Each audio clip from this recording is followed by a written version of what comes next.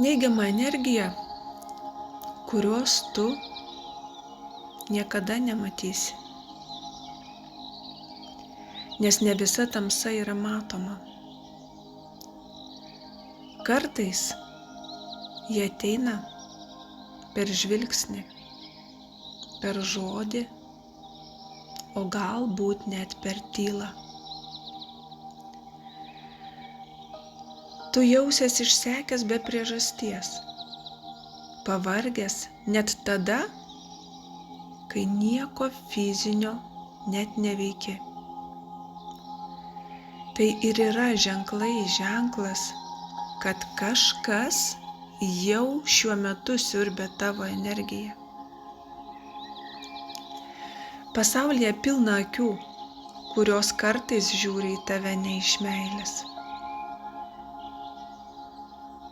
Pilna žmonių, kurie slepiasi po šypsenom. Bet viduje jie tiesiog nekenčia tavo šviesos.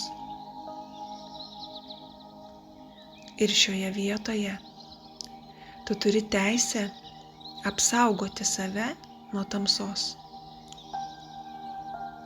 Tu privalai sustoti, valytis nuo visų svetimų minčių, norų, programų, kurios limpa prie tavo auros kaip dulkės. Mes kiekvieną dieną turime praustis, bet ne tik kūną, bet ir sielą ir energetiškai.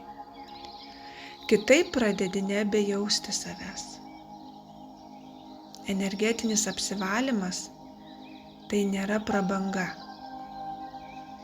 Tai yra išlikimo klausimas. Ar tu nori gyventi tamsoje, ar vis tik gyventi savo šviesoje? Nes kuo ilgiau gyveni be jo, be energetinio apsivalymo, be jos šviesos, tuo labiau gyveni jau nebe savo gyvenimą. Kviečiu pabusti tave, kas bebūtum tu.